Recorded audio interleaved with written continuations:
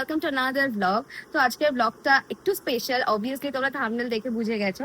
তো এখন আমার বার্থডের পরের দিন, আর এখন কেক ফেক খাবো। অবভিয়াসলি বার্থডের পরের দিন, আগের দিনে কেক খাওয়াটা ইজ ম্যান্ডেটারি। সকাল থেকে না আমরা খুব ডিলিউশনে ছিলাম যাবো কি যাবো না, কারণ অলরেডি আমরা টেবিল বুকিং করে রেখেছিলাম, কারণ মায়ের খুব শরীর খারাপ হয়ে গেছিল। বাট ফাইনালি উই ডিসাইডেড যে না, আমরা যাবো। মা ওষুধ খেয়ে একটু ঠিক আছে এখন। তো চলো এখন ফটাফট রেডি হওয়া যাক। মা বাবার 25th অ্যানিভার্সারি থেকে আমরা প্ল্যানিং করছিলাম, বাট কোনো না কোনো কারণে যাওয়াই হচ্ছিল না। ফাইনালি আমি টেবিল বুক করে ফেলেছিলাম দুদিন আগেই যে এবার তো যাবোই যাবো। আমি এখন অব্দি রেডি হতে পারিনি, মা কমপ্লিটলি রেডি হয়ে গেছে। মাকে আগে রেডি করে দেওয়া হয়েছে। ওকে, জানাবে আমি কেমন মেকআপ করিয়েছি, আমার মেকআপ স্কিল কেমন আমি ইমপ্রুভ। মা চুলে কার্ল করলে ভালো লাগবে যা মনে হচ্ছে।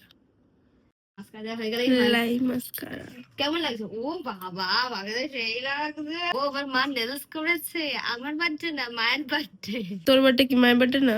টেকনিক্যালি মায়েরও বার্থডে। হ্যাঁ, দেখলে মা তোমাকে কেমন সাজিয়ে, তো মায়ের বউ ভাতে মাকে যা বিচ্ছিরি সাজিয়েছিল না, বিয়েতে বউ ভাতে ভালো লাগছিল। কি অনেক বিয়েতে যা সেজেছিল তার থেকে আরো ভালো সেজিয়ে দিয়েছে। তুমি একটু আজকের দিনটা মানে সেই 25 বছর আগের কথা মনে হয়। সকালবেলা যা শরীর খারাপ ছিল ও মা, আজকে মায়ের সকালবেলা খুব শরীর খারাপ। মা বলছে আমার 25 বছর আগেকার কথা মনে পড়ে গেছে, 25 বছর আগেও আমার এরকম শরীর খারাপ। হ্যাঁ, আমি আর বোন কোয়াইট সিমিলার কালার, আর মা আর বাবা সিমিলার কালার। মা বাবার তো শপিং আগেই দেখিয়েছিলাম তোমাদের আগের ব্লগে।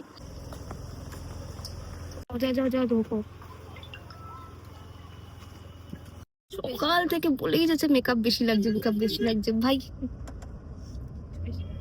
আমরা সব জায়গায় লেট হই, এখানেও লেট। অলরেডি আমাদের টাইমিং 1টায় যাওয়ার, আমরা এখন 1:30টার সময় বাড়ি থেকে বেরিয়েছি। লেট হয়ে গেছে পিউর জন্য। এক মারবো, ওই লেট করিয়েছে।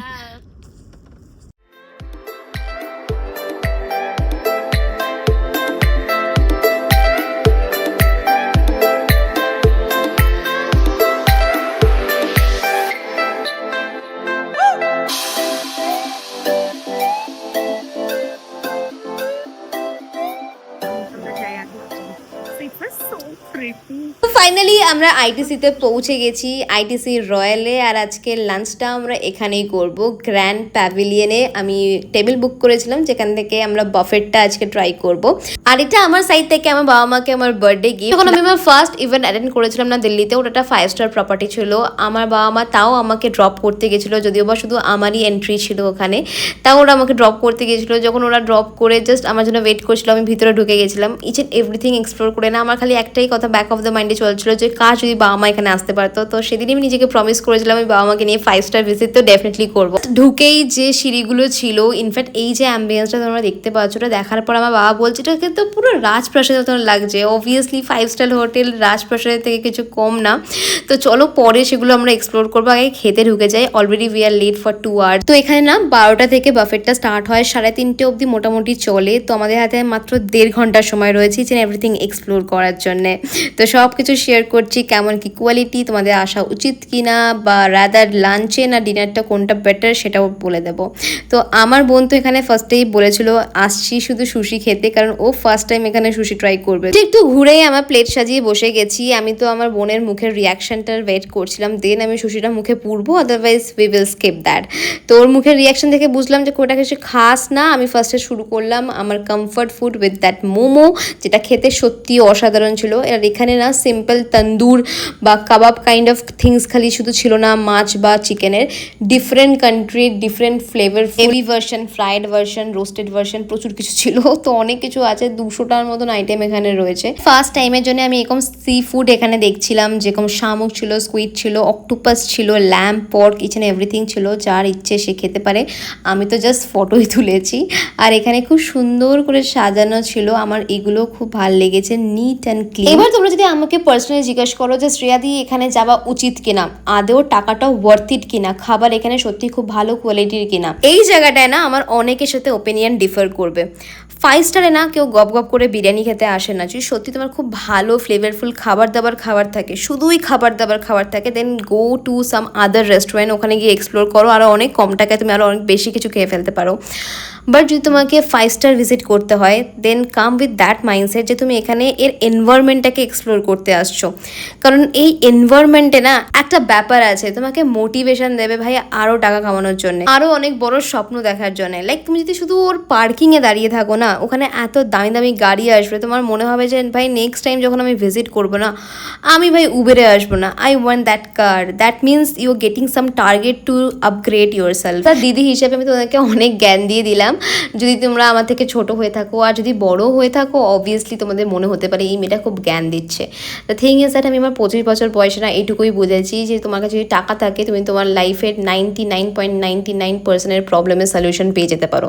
তাই টাকা কামানো ইজ ভেরি ইম্পর্টেন্ট। আর শুধু টাকা কামিয়ে নিজের পিছনে না উড়িয়ে সেই টাকাটা সেই সব মানুষের পিছনে ইনভেস্ট করো যারা তোমার পিছনে নিঃস্বার্থভাবে কোনো একদিন ইনভেস্ট করে। তুমি যদি সত্যি সত্যি আমাকে ফুড কোয়ালিটির কথা বলো, দেখো কোয়ালিটি নিয়ে কোনো কথা হবে না আর ভ্যারাইটিস নিয়েও কোনো কথা হবে না। বাট এখানে না সেরকম রিচ কোনো খাবার দাবার নেই, সবই খুবই লাইট।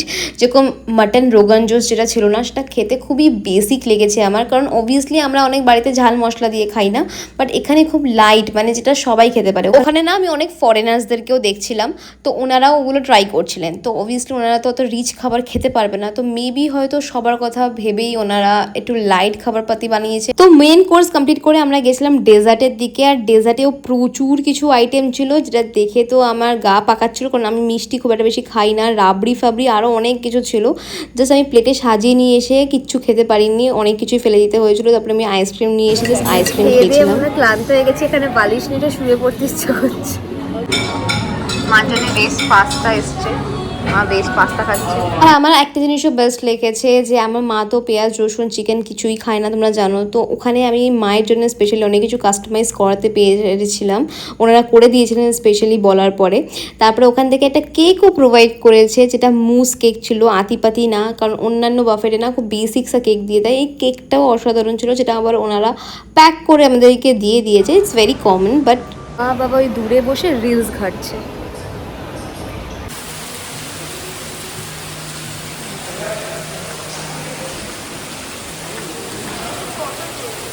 থেকে তো বেস্ট হচ্ছে এই শ্যান্ডেলিয়ার, আর এখানে একটা ফাউন্টেন আছে, এত সুন্দর এত সুন্দর, ওয়ার্ড দ্য মানি।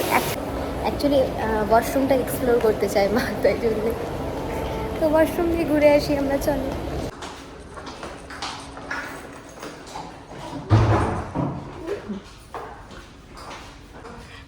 মানে আইটিসিতে ওয়াশরুমটা মনে হচ্ছে এক একটা দরজা, মানে ঘরের দরজা আমাদের এরকম হয়ে থাকে। খুবই সুন্দর ওয়াশরুম, এখানেটা টেবিল পর্যন্ত আছে, মানে টেবিলটা কেন আছে একটু টাচ আপ করে নিচ্ছে। আর এই হচ্ছে সুন্দরী মা।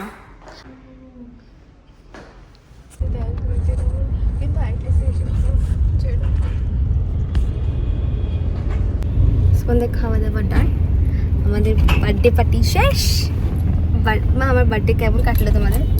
তোর কেমন কাটলো? আমার তো হেভি কাটলো।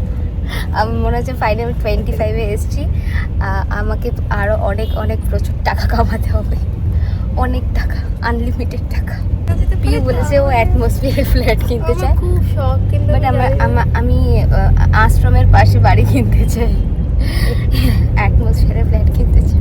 আচ্ছা, আমি অনেকগুলো আমার মনের কথা বলেছি, আমি জানি না কতটা ট্রান্সপারেন্সির সাথে সেটা বলা পসিবল হয়েছে, তোমরা কতটা কানেক্ট করতে পেরেছো, কতটা আমাকে বুঝেছো। বাট যদি ভিডিওটা ভালো লেগে থাকে দেন ডেফিনেটলি লাইক করো। চ্যানেলটাকে যদি এখনো সাবস্ক্রাইব না করে থাকো না, ডেফিনেটলি করে দিও for more such video. So by.